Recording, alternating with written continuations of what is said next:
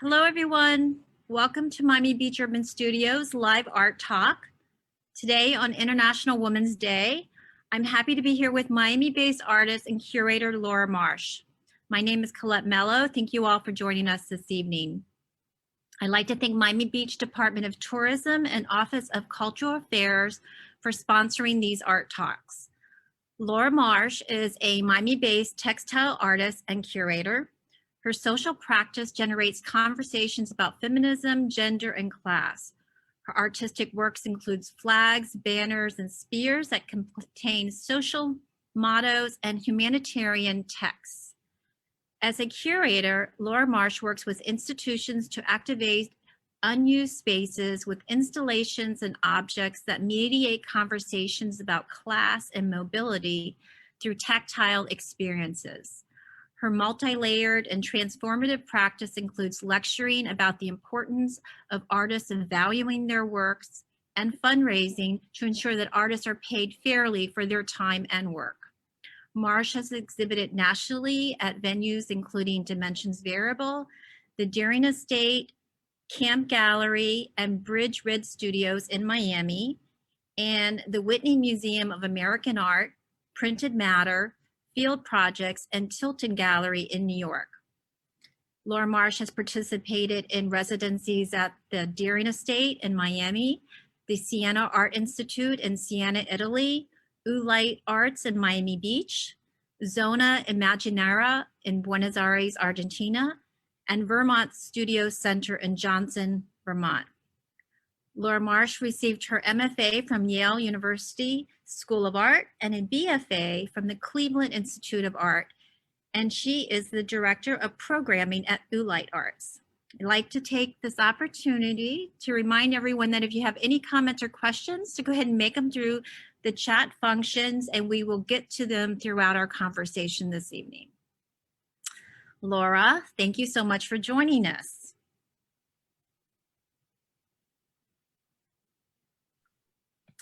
Thank you, Colette. I want to thank you for that amazing introduction. And I also want to say happy International Women's Day to all of our female leaders and founders. And if you are not a woman yourself, definitely tell your mother, thank you. And I think these days are really important. I'm honored to be here. And I also want to thank Tom Cicluna and his students for being here, and Raymond Reyna for being here too with tech, and all the students that are joining us. And I also see some friends and colleagues in the arts community like Rosemary Charlone, and I saw Alette Simmons. So it's nice for you to be here. Thank you. And I'm going to basically go over the past few years of work. And anytime that students are in the audience, I love students. I taught for about 7 years in New Haven, Connecticut before coming down here to Miami. I've been in Miami for 4 years. And one of the things that I wanted to do when I transitioned from being a professor and curator to just a curator and director of programs was to really actively be involved in artists' lives. And I have always been and always will be an artist myself. And so I'll go into my work, and then I'll also talk about my profession as a curator and even some independent projects that I'm working on.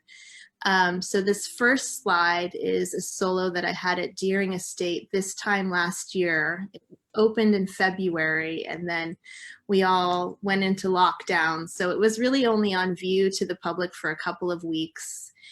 And every solo exhibition, it takes you through a process from concept to production. You write about your work a lot. I like to say that artists have little existential crises when they have solos, because you think about all of your work and how it relates to where you are now and how it specifically relates to the space that you're working with. And I want to say that the Deering Estate is an excellent residency that you can apply to. It's a lovely place to be. Charles Deering used to invite artists to have dinners and be on the estate and work in this beautiful place right on the bay. And if you haven't visited, I encourage you to. Melissa Diaz is an excellent curator. I really enjoyed working with her, and this show was called Entwined. So one of the things that I tried to do with this work was, the first thing I did was think about this space. This is the ballroom at the Deering Estate. And it's a beautiful space on its own. It's not a white gallery. It's not a white cube. So you end up having to think about all of the elements within a space. And I primarily work in fibers and installations. So I thought about the checkered floor and the motifs on the ceiling that are in gold leaf that are of nature and shells and botanicals. I thought of all of those as elements, as well as the fireplace and the mirror, and nothing, can be removed in this space. It's a historic space.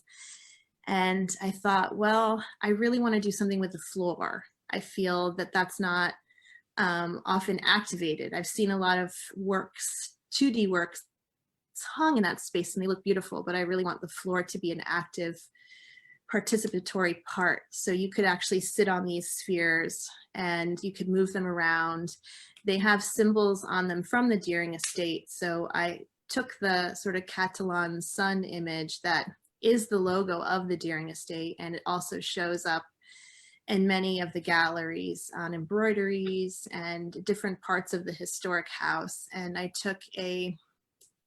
basically took an image of the iron gate that leads you into this space that has this beautiful kind of paisley interlocking, very Art Deco pattern. And I used that too, as well as the checkers. And I made a series of screens that were of these patterns and repeated them on repurposed fabrics. I like to reuse material in my work instead of just buy it. I think that recycling, reuse, upcycling, it's always been an interest of mine, which relates to my class. I grew up very poor. I grew up in a part of rural Pennsylvania called Montrose that has about 1,500 people in it. And I grew up wearing hand-me-downs. And for me, that has to be in my work. I don't want it to ever leave my work. I think it's really important. And there's quotes that are aligning the walls in these works. I also made a series of rugs in this show. This was the work that I made at the Deering Estate. While I was there, I kept finding rugs in my neighborhood. I lived in Fort Lauderdale at the time, so I was going all the way down to the Deering Estate, and I would keep finding rugs that were thrown out of people that were doing remodeling of their homes and condos. And I used those rugs and I washed them and I took care of them, and then I cut them into banner forms. And at that point in my life, I was going through a pretty difficult personal time, and I was finding that the words of Maya Angelou were really staying with me. And it was also Black History Month. So that was really wonderful. And I took a series of her quotes that were resonating with me at the time. So this idea of defeat being part of life, and that you can't really afford to take on defeat as a mode of living, was something I was thinking about a lot, because I was facing being defeated. I had residencies, but I was emotionally feeling defeated. And also this idea about a wise woman not wanting to be an enemy and not wanting to say no, but also refusing to be victimized. So these are ideas that are like really feminist quotes that ring true today, especially on International Women's Day. And I think that women are often asked to ride the line. And I think non-binary people are also asked to ride the line a lot and to explain who they are. And every now and then you just get tired of explaining. And so these are things that I think of as open conversations in the work. They're not meant to alienate. They're also meant to celebrate Maya Angelou. And they're really things I think about. And if I choose a quote in my work, it's something that I'm trying to work out internally. It's a concept that I want to keep revisiting and that I don't want to forget about. So having said those things, as someone who has taught before and who was once a student, I like to say that when you do encourage defeat, or not encourage, but when you encounter defeat, that you can always make work for an hour every day. Like, that's something that I've always done. And even when there are times when you might find that difficult. You might sit down to make work for an hour and find that you end up working for 4 or 8 hours just because you're into what you're doing.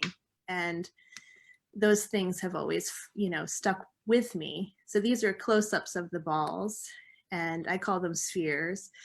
And I've shown them a lot individually and also an installation form. And I like to think of my sculptural practice as though these are elements that can lend themselves to an installation, but they can also be collected. They can also be shown on their own as well. It's another rug from this show.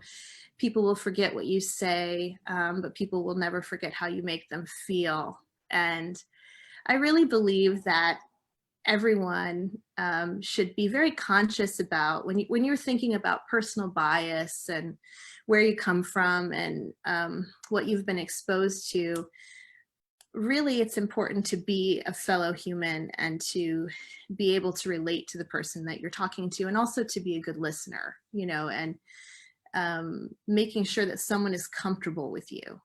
Those are things that I think about a lot in today's conversations about accessibility and inclusiveness, like thinking about who I am and am I portraying myself in a manner that is comfortable for others. This was a project that I did very recently last summer.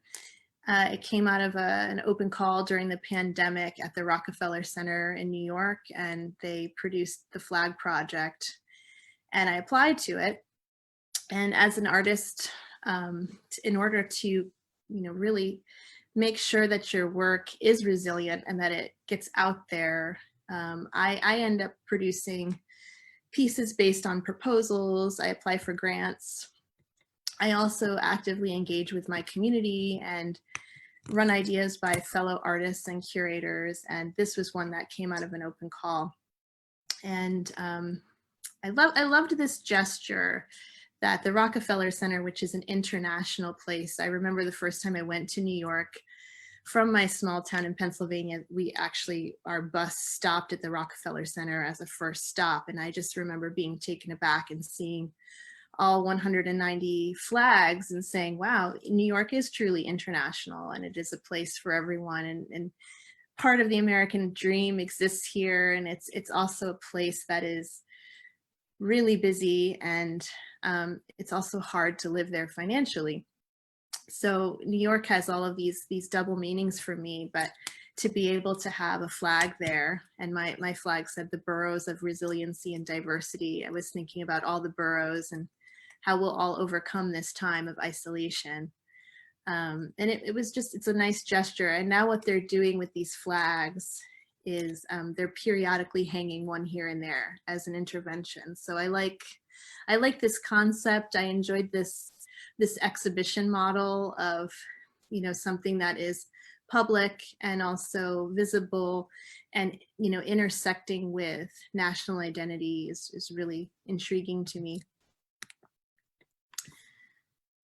I also work with the Contemporary Art Modern, which is a gallery here in Miami, who recently moved to North Miami. And this space is the artist and curator who is responsible for this space, Melanie. She is really very, very interested in artists who work with fibers and are proactive and do installations. And this was an installation that I had there that was a few banners that talked about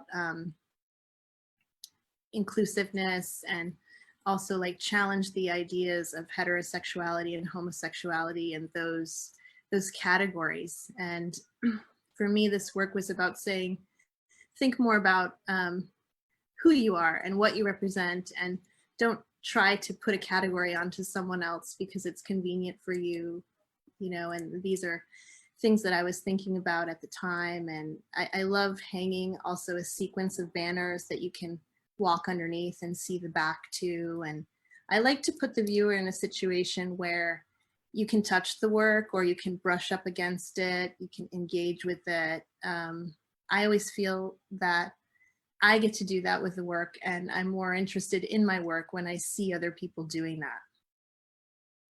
that. This was a project that I did with 40 other women artists back in October, right before the election, where we were all trying to basically take a moment and ask ourselves where we rest and sit with the election. And I wanted to tackle voter apathy in the work and think about how being resistant to voting is not enough, that even if you don't like either candidate or you don't feel 100% represented, that we still have to exercise our rights to vote. And all of the women in that show were talking about that, like that we basically have only been allowed to vote for 100 years, and to think about giving up one's rights is not an option in my mind. You still have to go out there. And it was a really fun show. It was very spirited. All of us felt that we were together within a community talking about these things. And Colette was in the show as well. This is a proposal image. I threw this in here. It's very recent for me.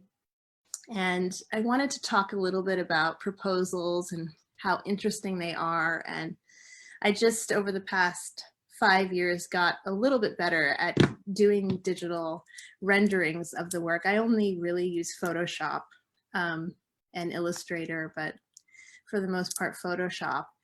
And there's a design project that I did almost 20 years ago now. I'm giving away my age. That involved passing a ping pong ball. And the professor, his name is Richard Fiorelli. He's retired now, but his work and as a professor really changed my life. And I didn't really understand that until the pandemic hit. I had always thought about that project. It never really left my mind, but for a month, we made these ping pong ball passer wearables, and you had to make it work. And if the project didn't work, we feared that Fiorelli would yell at you. And he did also yell at some students, but it was never in a malicious way. He just wanted to really get the point across that design has to be functional or it has failed. And I pulled so many all-nighters in that class. I stayed up all night, and every time that I tried to combine wire with fabric, my piece failed.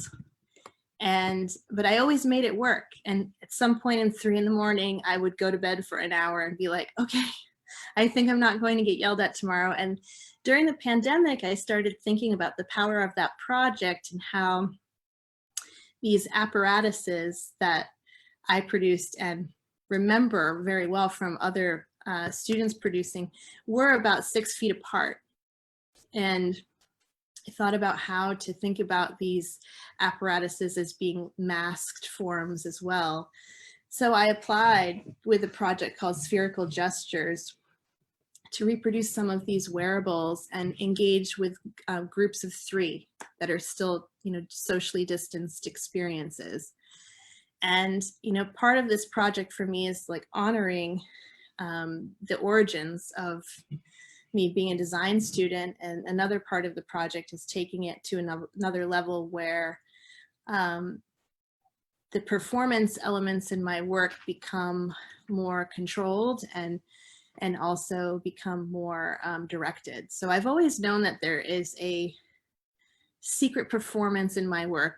I've sat in many of my installations in exhibitions and at places like show fields in Miami Beach, waiting for people to come by. And so I'll often find my participatory work kind of on its own, no one's interacting with it, and I'll sit there and someone will start interacting.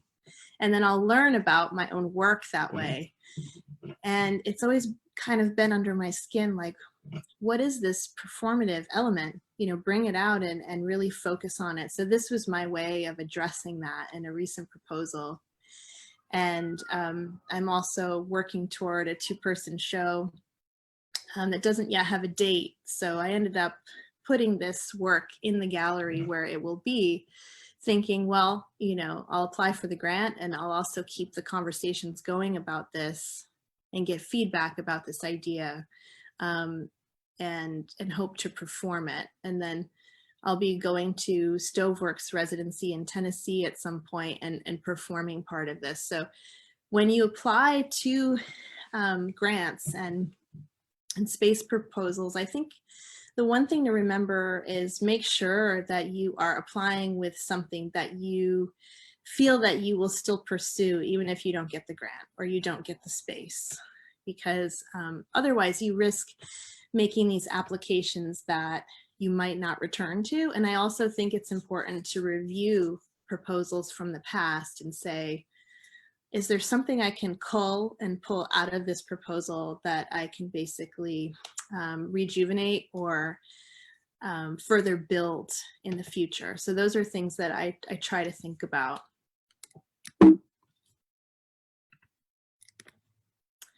And then I wanted to share a solo that I had in 2018 at Locust Projects, which is also a space that you can apply to. One of the opportunities that I really like is for, they work with high school students every summer to produce an exhibition. And then there's also even an opportunity for a student just out of grad school. I applied to their open call for space proposals, and I applied with this project that I called New Havens.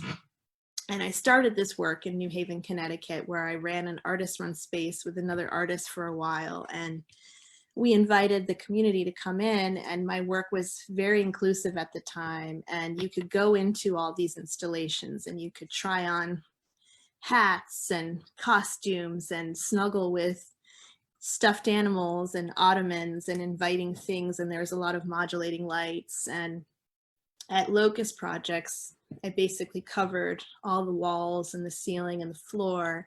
And Lori Mertes worked with me on this idea and basically made a glow box. So all the fabric that I used, it was like black light sensitive. So I brought in so many rolls of fabric, and every fabric that glowed I worked with and stapled it up. So there was basically like a light box, and within it was 3 large-scale installations, and here's someone coming out of it. For me, I really wanted to produce this inclusive environment, and I was thinking a lot at the time about artist-run spaces, and I've been through a few displacements in my life with live workspaces and studio spaces. I was thinking about that a lot, and also thinking about like Miami at that time gave up its sanctuary status for immigrants. And I was just thinking about like, how can I produce installations that actually make people feel included and make them feel part of something. And that led me to the current work, which is the spheres and the banners. And I also simplified my practice after this. A close colleague asked me at the time, Dennis Scholl, he asked me, do you think you want to continue making installations that take 10 hours to install? You know, like you might want to think about if you're always going to be in the position to do that, and your life might change at some point. And he was right. You know, I think that I love making work like this. And I also think it's important for one to assess how easy is it for you to disassemble, reassemble. And also when you're showing work and people are interested in your work, how do you sell something that is so large scale? And this is not at all against installation, because I love installation art, and plenty of installation artists sell their work and pieces of their work. So for me, that was just a really nice question that I continued to evaluate in my work. And then I want to talk a little bit about my curatorial practice and how it supports me as an artist. I've always felt that I work to live rather than live to work. You know, I very much also feel that I didn't have the support system growing up that encouraged me to become an artist. I had one artist in my family who was more of a hobbyist that really influenced me, but no one ever said to me, you know, I think it'd be great for you to become an artist, that you should do that. It was a path that I had to choose and a path that I had to go in depth for before I knew where I would work. And so now, as an artist who makes a living curating, and I also make a living doing commissions and exhibitions and selling my work, that very much is secondary income. For me, it's important to be a support system for artists and to be involved in their careers. I think that peers are important in terms of evaluating one's work. So anyone that you study with or friends that you meet later that are involved with your practice, like keep them engaged and ask them the hard questions, and even before you submit the application. I think that's really important. So this is a show that I'm working on independently. It will be an online show through Critical Practices Incorporated, which is a New York-based nonprofit. And when one of my former deans asked me if I would do one of the exhibitions. And this is an artist who I love, who is local. Many of you know her, and who is part of Bridge Red. Her name is Kristen Teely. She's also a professor. And I want to do a show called Invisible Labor, and all of the artists included in this presentation, they are also professors or they are coordinators, and they do administrative work. And for me, as an artist administrator, I've come up against some assumptions about my work occasionally. I think it's getting much better, but I've had people ask me things like, are you still an artist? And I always found that question offensive, because I think that whatever an artist does to support themselves, and if they can contribute to the field of art, they're doing something good, you know? And so for me, I want to focus on some of these artists that also dedicate their lives to students. And Kristen Teely, what I like about her work is that she really likes to reference kind of B movies that are a little bit obscure. So I always think I know the romantic scene that's in her painting, but it's not quite the one in my recollection of a movie that I saw. I think that's really interesting, that she evaluates these tropes about romance and love, and is challenging our expectations of what that looks like, and how media and how films have inundated us with these ideals. And I love the piece, the end, where the curtain draws and it's over, you know, and for me, there's also kind of a little bit of dark humor in there, and the daunting feeling of the loss of love in her work too. And I like that she's playing with all those tropes.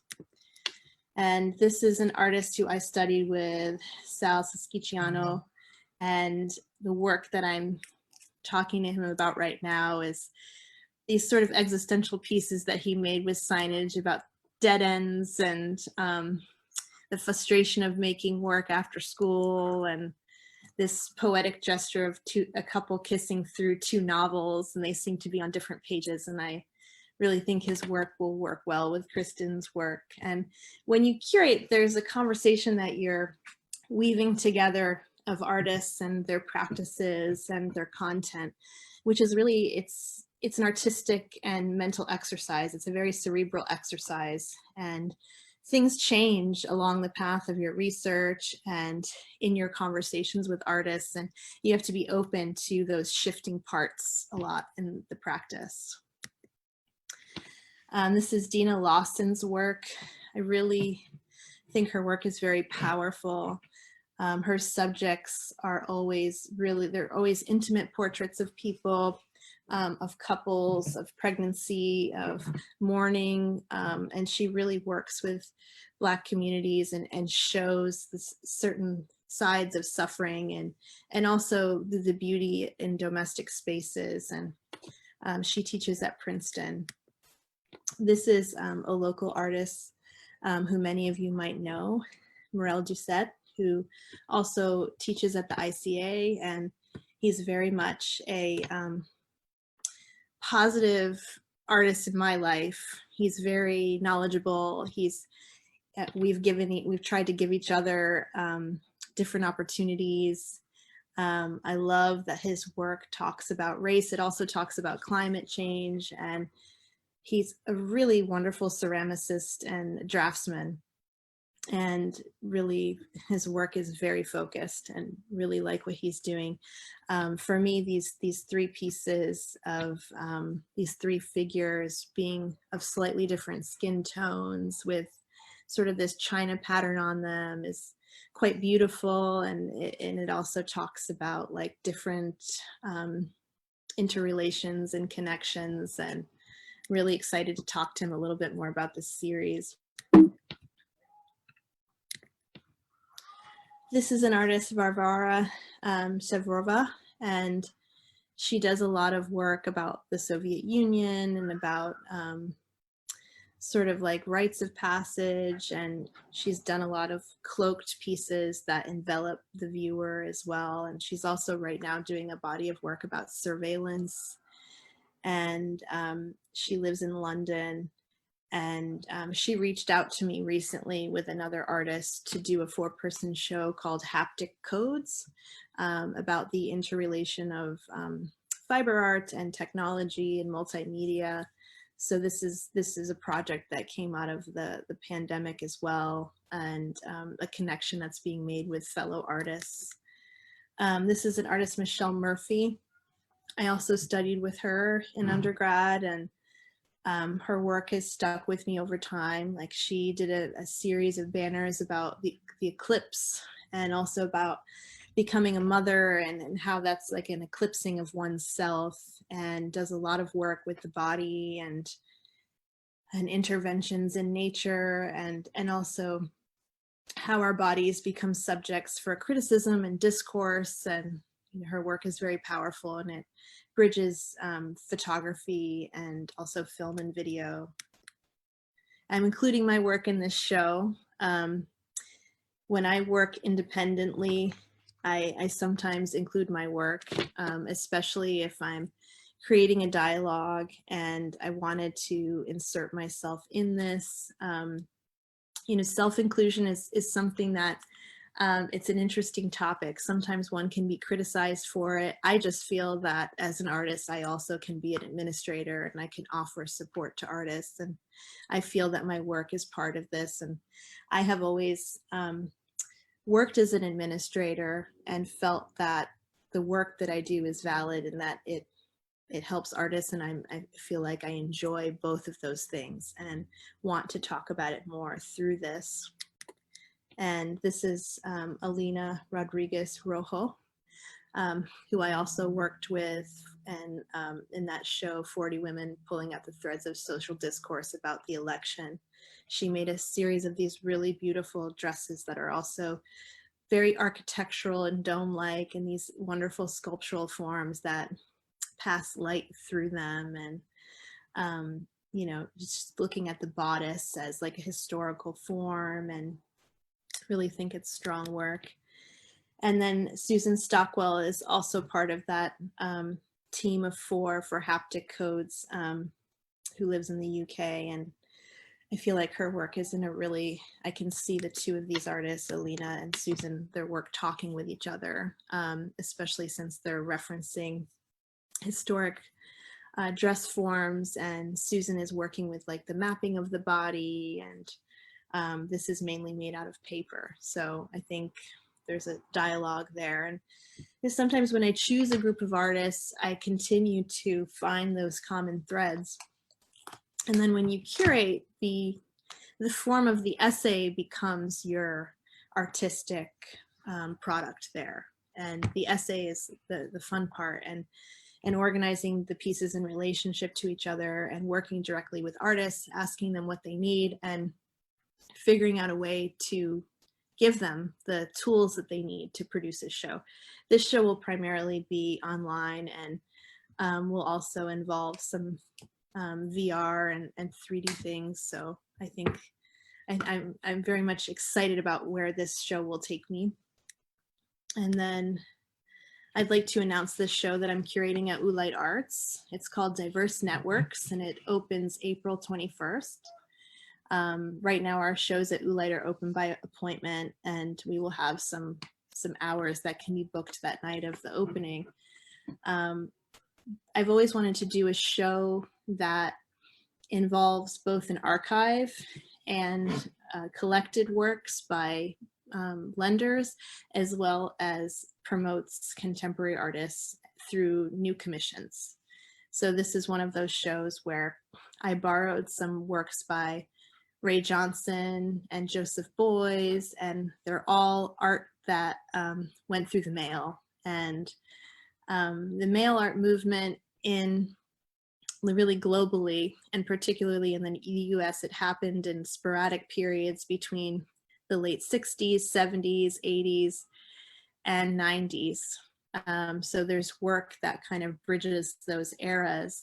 And Ray Johnson created the New York School of Correspondence. They were these like secret meetings, and his work was all sent through the mail to different collectors and curators and fellow artists. And he used a lot of anagrams where he would just, flip words around and change letters, and you'd arrive at the same meanings. And the work is very playful and also dark. And I've always been really interested in this accessible form and supporting the post office and sending things out there into the world. And I think during a pandemic where we've gone through phases of isolating and kind of reemerging in the community, masked and, distant. And we've gone through all these kinds of feelings of like loss of intimacy, or, we greet people in different ways. We think about our personal space differently. And I feel like mail is very intimate when you receive a letter, and we don't often write letters anymore. So I wanted to really do a show that's about that. So some of these things very much feel like artifacts. And Ray Johnson, he drew what he called modicos, which were these characters that he had that he would continue to use. And the rabbit is one of them that you see over and over in some of his works. And a lot of them are funny jokes. They're jokes, he jokes about himself, jokes about the art world. He was a very hard artist to pin down and to exhibit. People were interested in his work, but he was more interested in kind of playing with this sort of cat and mouse artist to curator game, which I thought is just really interesting to me. I think artists who can actually reflect and talk about the art system in approachable ways are really intriguing. And there's a Joseph Beuys piece in here where he took a text by Lenin from 1979, and he tore out some pages and signed it. And it still has like a tag on it. Looks like he bought it at a thrift store in Germany. And, there's also, this sort of age of like appropriation and taking something and sitting with it, and also tearing it out and reconstructing it is part of that work. William Popell is in this show. He's teaches at the in Chicago, and he's done a series of works that he also mailed, and there's also some work that he did in undergrad in this show, and some pieces that are in the Deborah and Dennis Scholl collection that are actually kind of difficult pieces to deal with. They talk about race, and they confront race and stereotypes. And there's also a lot of art that's in the margins of the work, which is a term that whenever I say it, people look at me like, what does that term mean? But marginalia is one of my favorite terms. And it's when artists and, writers, when they write in the margins, these little side notes. There's a lot of side notes in his work.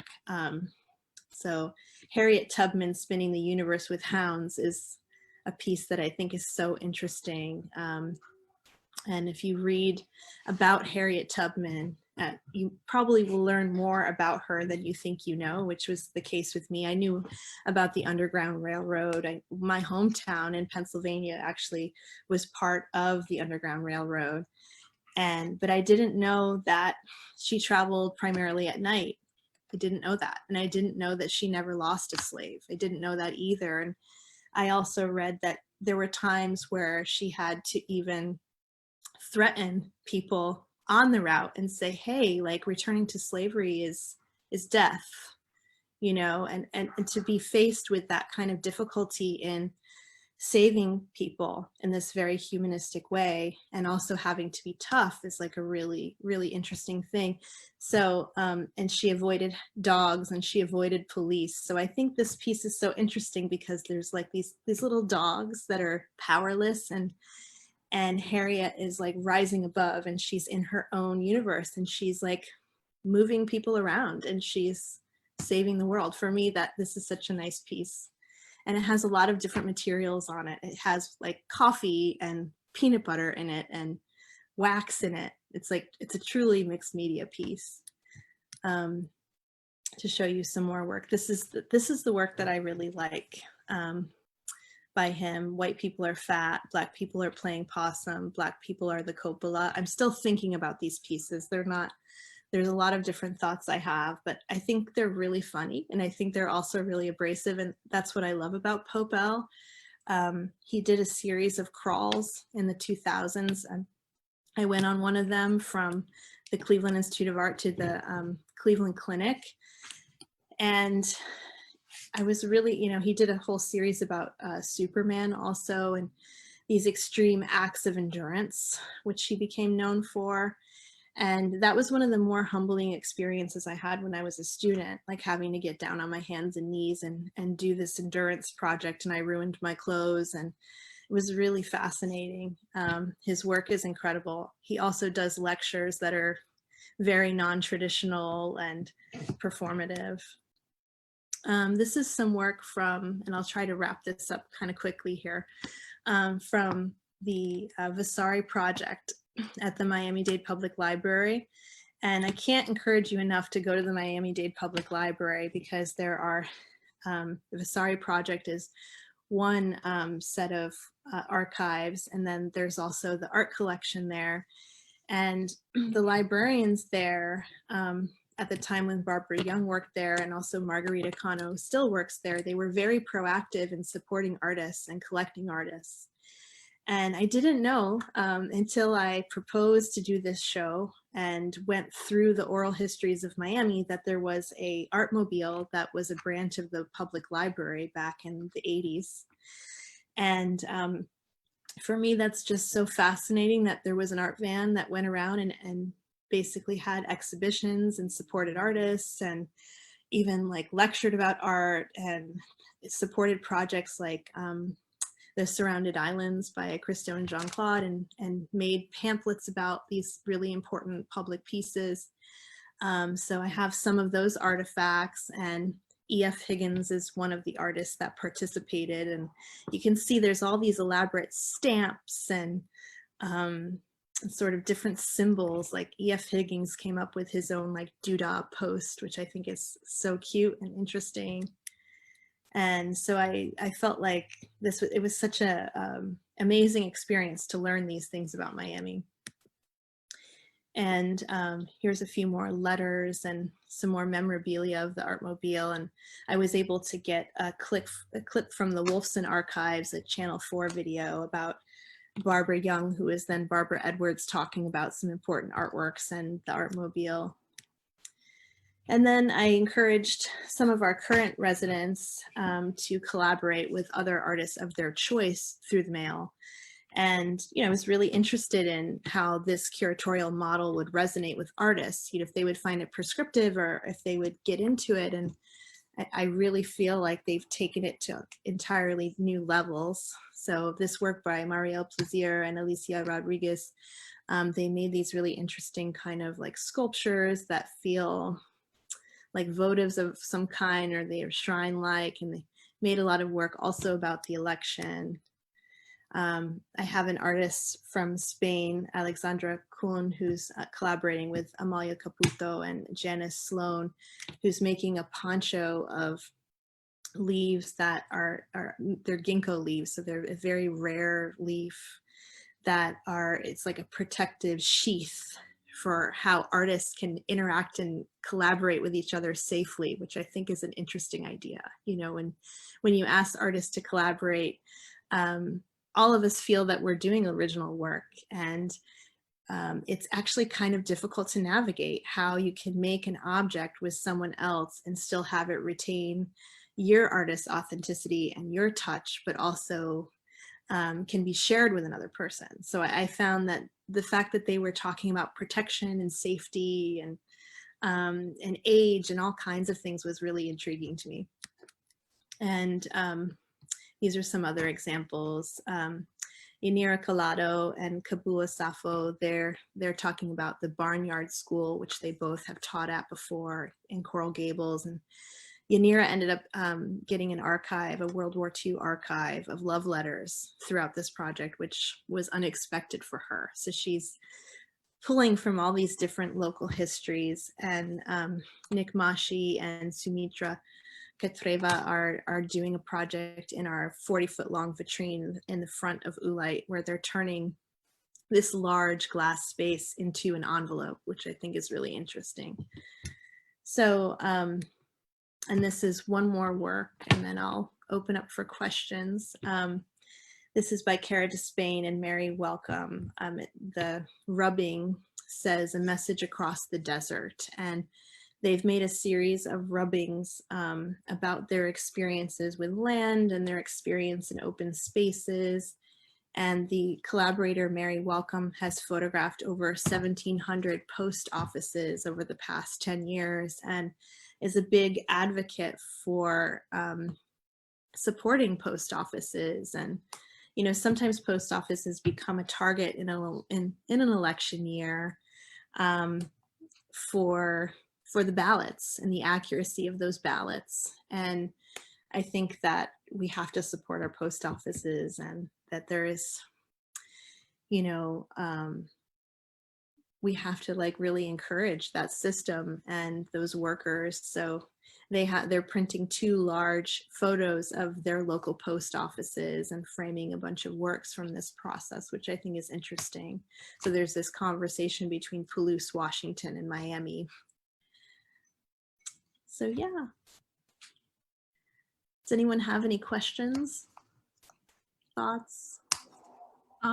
Laura, thank you so much. I love hearing you talk about your projects. They're always so interesting, and particularly I love what your work, the diverse networks and collaborative works with the post office. And like you said, we're just going through the election, where we know that it was a really big part of our democracy, is having people, especially during a pandemic, and seeing the oppression or wanting to shut down the post offices or the mailboxes, you know, how important they were to all of us. So thank you.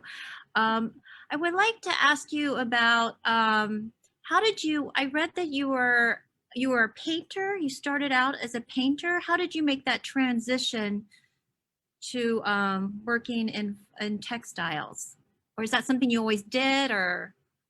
Yeah, you know, it's interesting because when I was first in undergrad, my first entry point into art was painting through my grandmother. And I thought, oh, I'm definitely going to become a painter. And then as time goes on, you kind of, you start studying with people and you realize what's out there. And I realized that I was very interested in fiber arts, which also has to do directly with how I grew up. My mother sewed all the time. She sewed a lot of my clothes, and my grandmother was a painter, and I observed all these things, and I became very interested in experimenting with textiles when I was an undergrad. And I learned about large-scale works and installations through that faculty member, Saul Ostrow, who I'm borrowing a lot of the Ray Johnsons from for the current show, Diverse Networks. But he kind of turned me on to installation, and at first a lot of my sculptural forms utilized oil paint, and then I started stuffing these forms, and I wasn't really concerned with archival materials at the time when I was just experimenting in the studio, but I realized that I should be working with material because I was very interested in the sewn form. And I actually was too poor to afford paint and fabric at the time.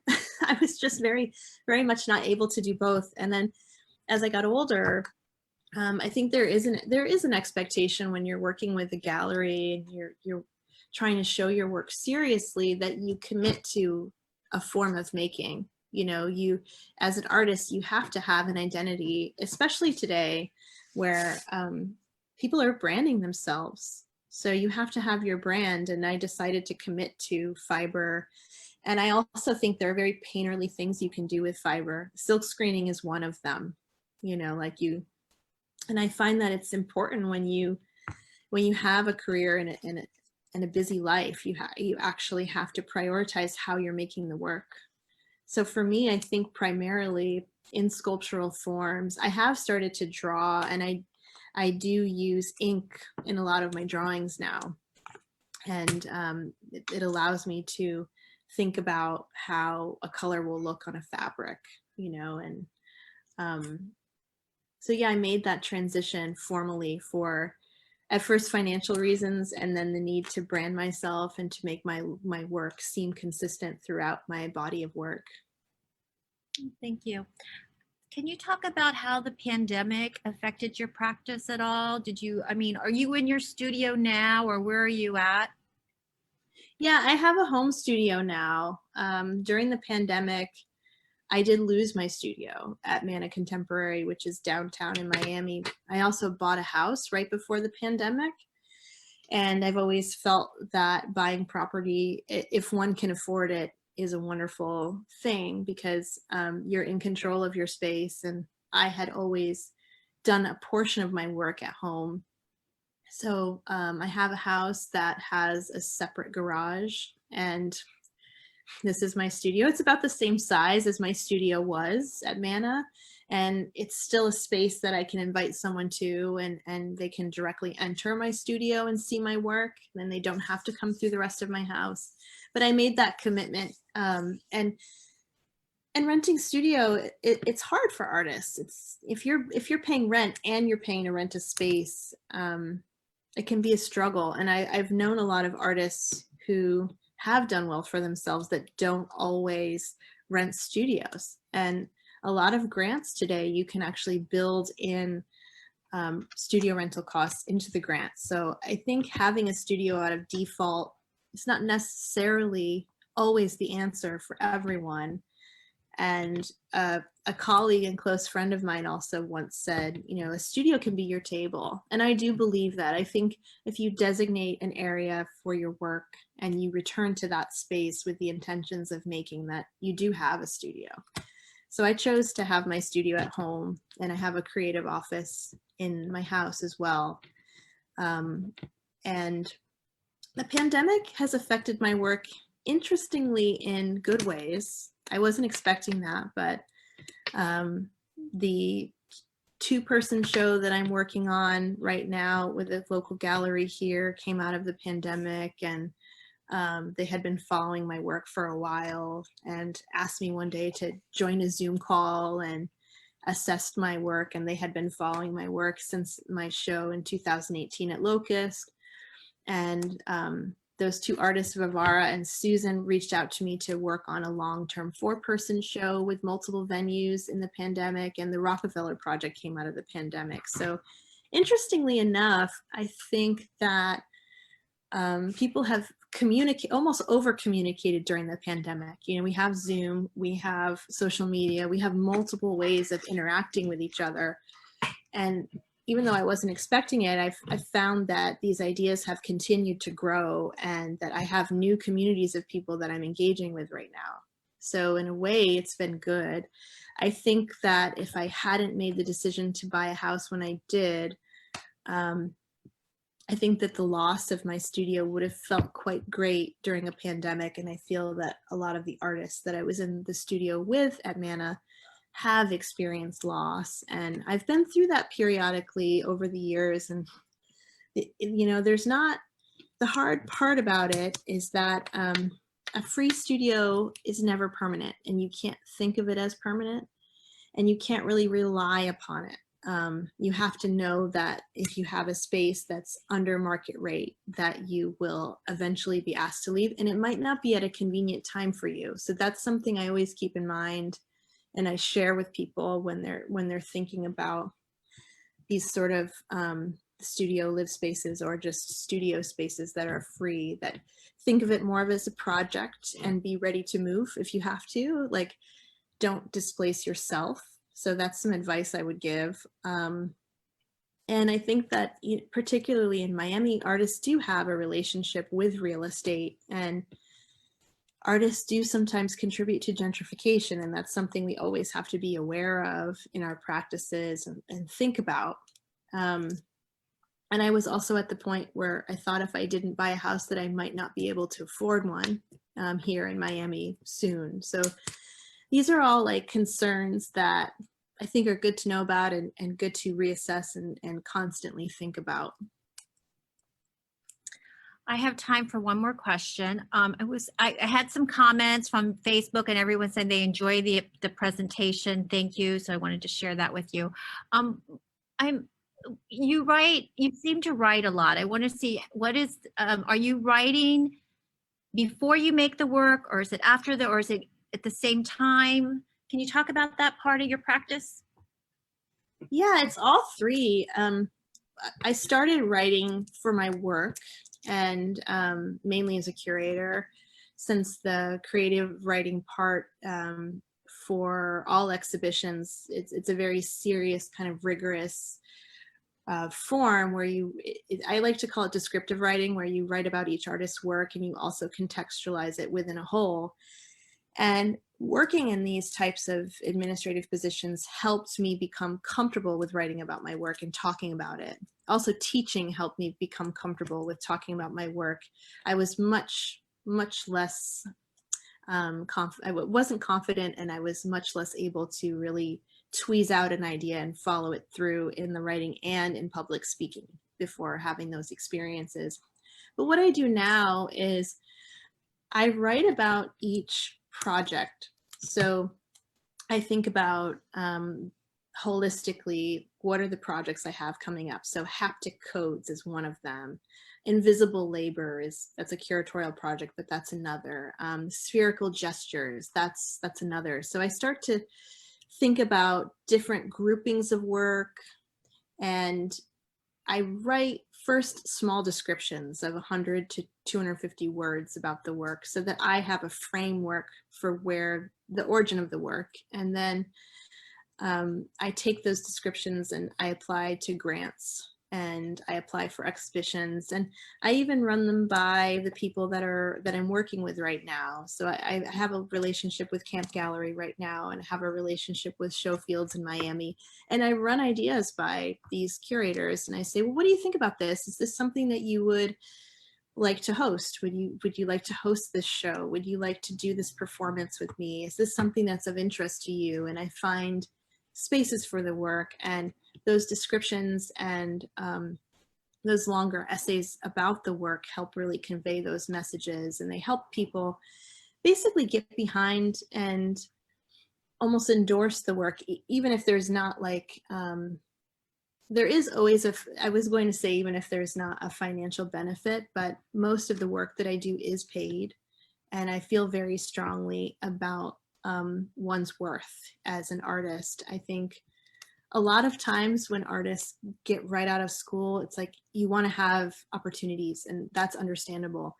But I always say that free opportunities lead to more free opportunities, and you have to actually say, no, I need help with production, or I need an artist fee, I need an honorarium for this, I'm giving a talk, so those are important things. But writing about the work or even journaling about the work, it's setting your intentions down, and it's making your work more relatable. I think it's very important, and it's not something that a lot of artists love to do. And I would also say, if you don't feel confident about writing about your work, find someone that you can either run these ideas by, who will help you solidify them into words, or work with a writer. There are a lot of writers who love artists who may even be willing to write about your work for a small fee. If you don't feel confident, work with people who are confident in writing. Well, thank you. That's great advice to end our talk with. And I have to say, Laura, I love hearing about your practice. Every time I listen to you speak, I learn so much, and I really find your curatorial practice and your art making practice very interesting, that you're able to combine the two. So thank you so much for joining us this evening and for sharing all of that. And I want to thank everyone who joined our Zoom. Thank you. And I have a lot of talks, people saying thank you for organizing this and thank you for your talk. We love you and love listening to you, Laura. So again, I want to just say thank you for everyone for joining us. And I invite everyone to, if you would like to, Laura, can you stop sharing your screen for 1 second? Let me see if I can invite everyone to unmute yourself. We can give Laura virtual applause. Let me see if I can unmute everyone.